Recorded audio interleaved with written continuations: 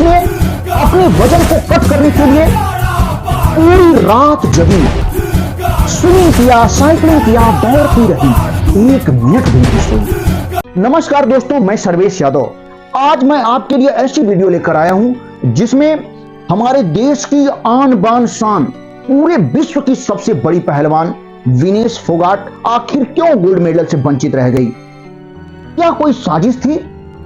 इसके अलावा विनेश फोगाट की पूरी जिंदगी की संघर्षों की कहानी को हम लोग सुनेंगे।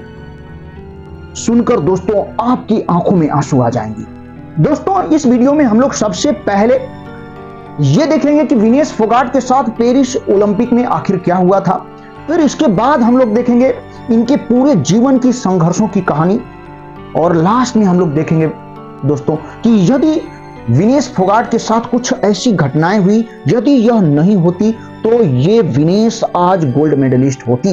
दोस्तों कुछ धरती पर बुरे लोग हैं जो पीछे से वार किया करते हैं, शायद उनको पता नहीं कि आगे से तो हम खंजर को भी मोड़ दिया करते हैं, खंजर को भी मोड़ दिया करते हैं।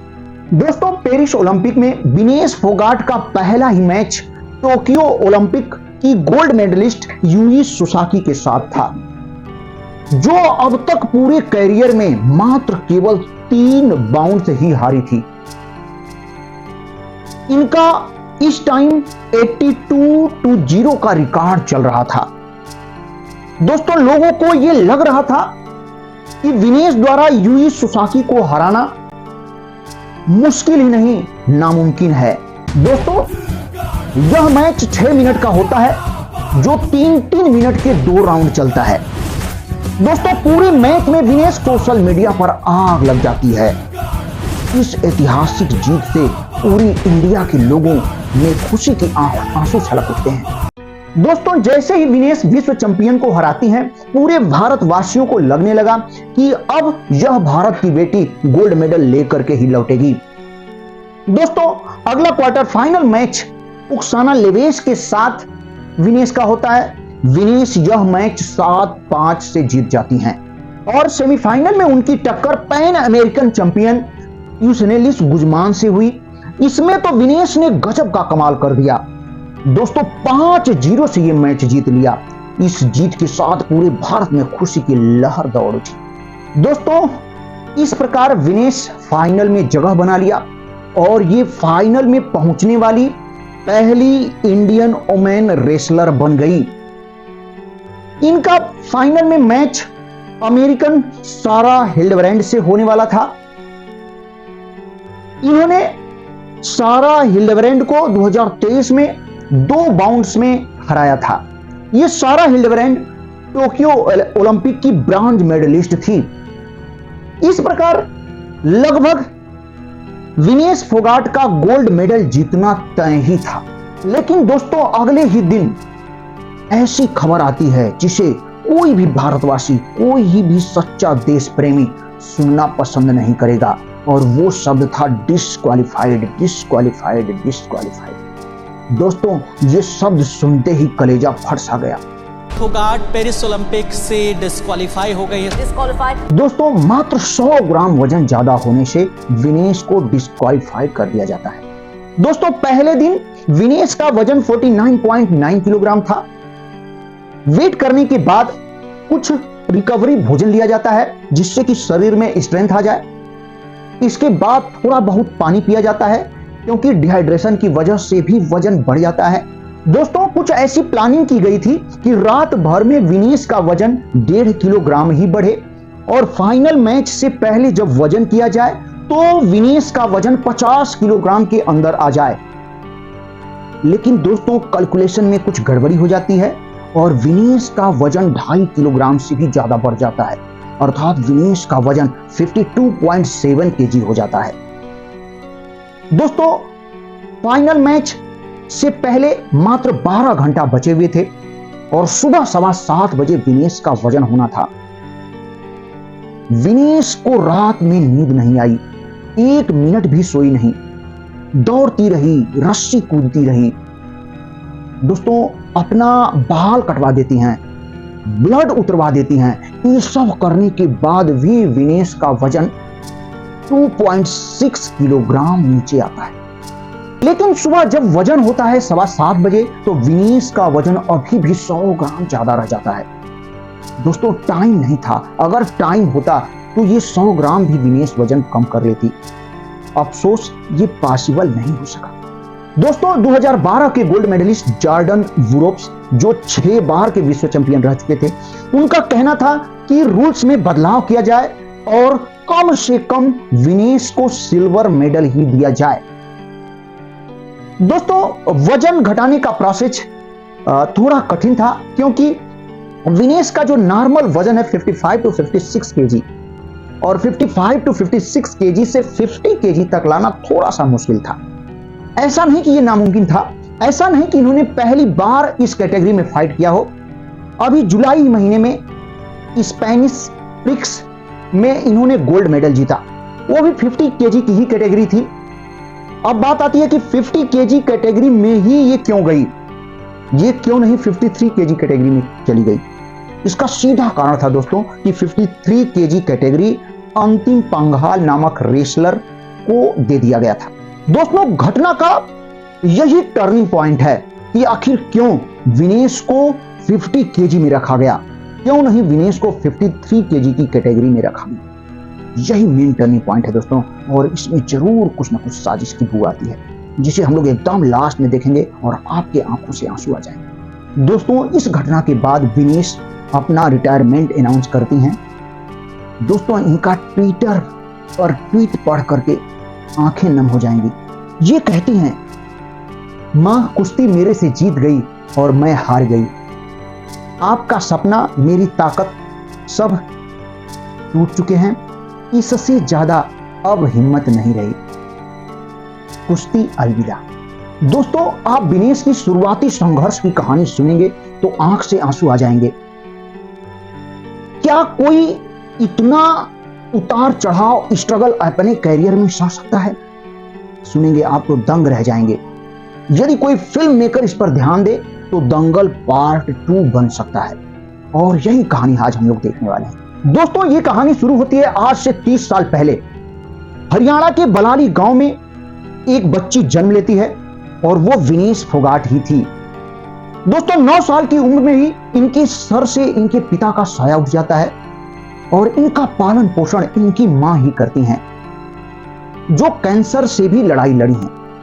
विनेश बार बार कहती हैं कि इनके अंदर इतनी हिम्मत इनकी मां की वजह से ही आई है। दोस्तों विनेश को ट्रेनिंग उनके अंकल महावीर फोगाट द्वारा दी जा रही थी। विनेश के साथ साथ इनकी बड़ी बहन और इनके कजिन्स भी लड़ रही थी, जिनका नाम गीता, बबीता, रितु और संगीता था। दोस्तों ये सब ऐसे गांव में चल रहा था जहां पर औरतें घूंघट में रह रही थी और लड़कियों को घर से बाहर निकलना थोड़ा सा कठिन था। दोस्तों गांव वाले ताना मारते थे कि महावीर लड़कियों को पहलवानी करवा रहा है, ये गांव की इज्जत नीलाम कर देगा, गांव की नाक कटवा देगा। दोस्तों विनेश की मां को सुनने को मिलता था कि तुम्हारी बेटी पहलवानी कर रही है, वो लड़कों जैसी हो जाएगी, उसका चेहरा खराब हो जाएगा, उससे कोई शादी नहीं करेगा।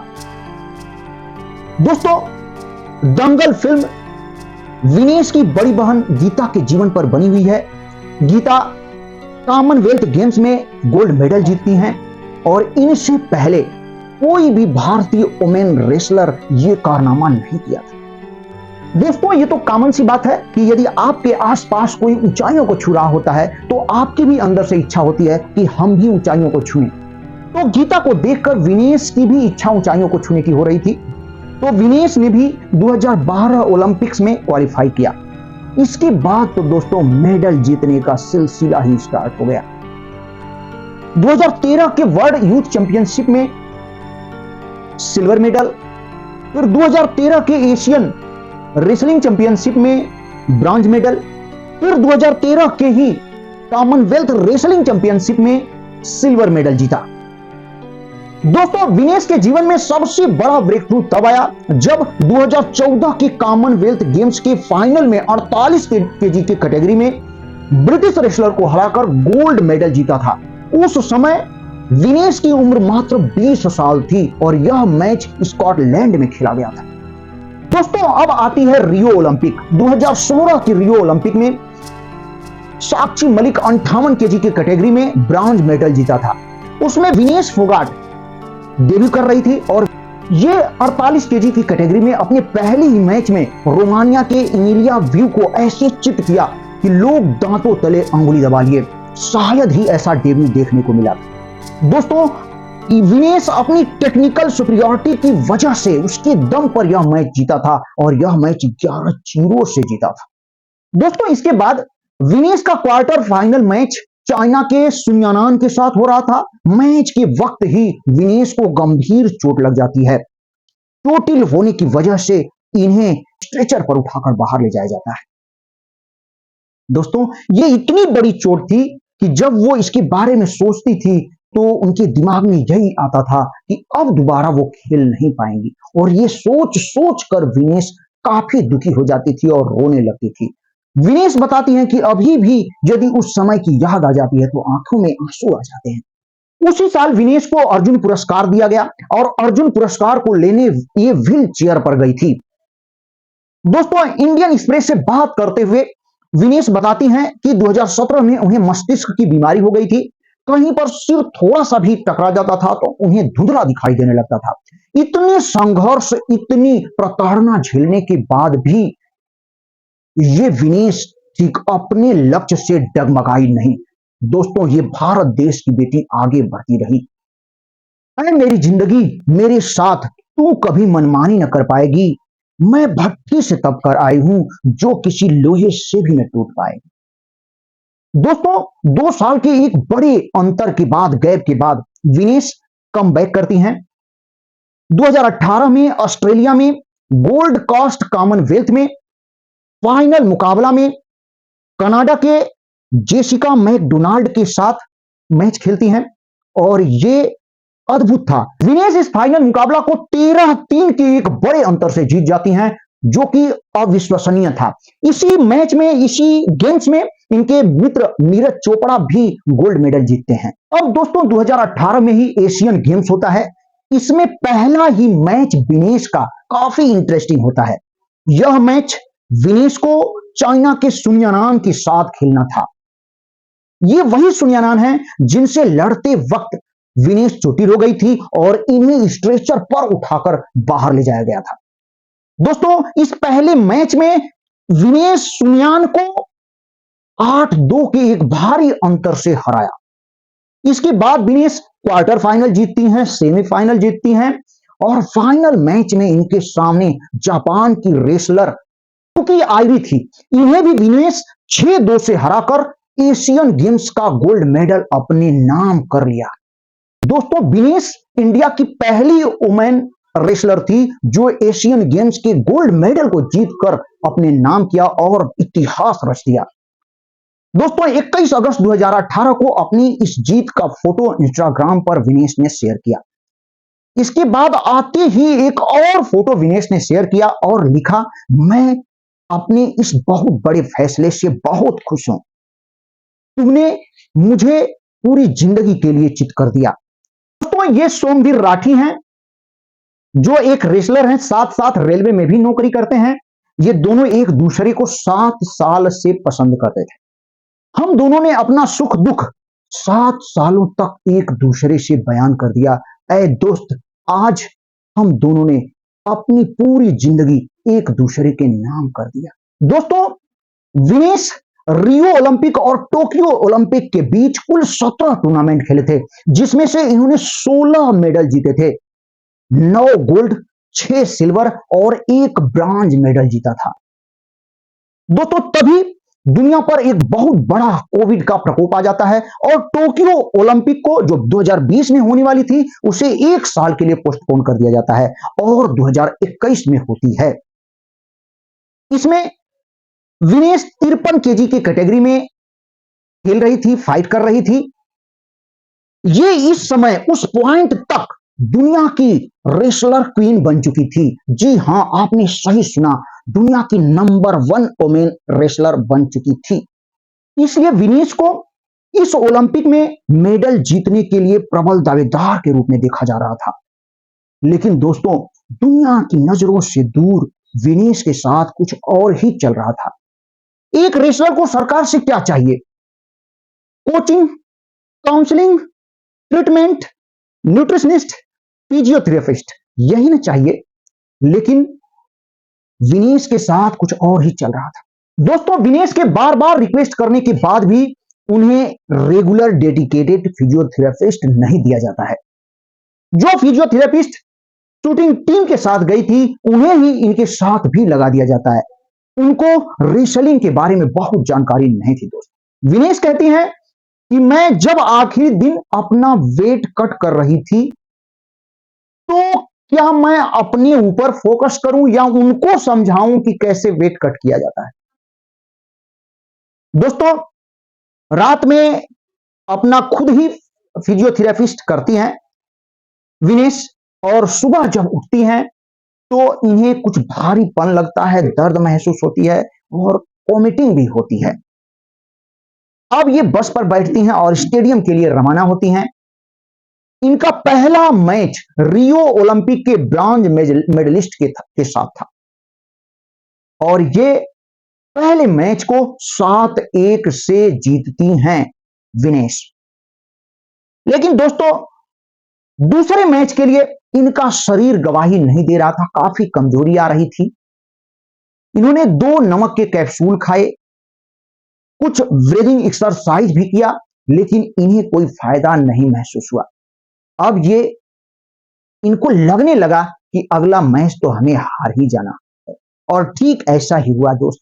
अगला मैच विनेश 3-9 से हार जाती हैं। दोस्तों, ये तो अभी ट्रेलर है और अभी पूरी फिल्म बाकी है। इस मैच के हारने के बाद विनेश की बहुत बुराई होती है। मीडिया में हर जगह लोग तरह तरह के बयान देते हैं विनेश के बारे में। कुछ लोग तो कहते हैं कि विनेश यह मैच प्रेशर की वजह से हार गई। तो विनेश ने कहा कि हर रेसलर को प्रेशर होता है, मुझे भी प्रेशर था, लेकिन मुझे प्रेशर को हैंडल करना अच्छी तरीके से आता है।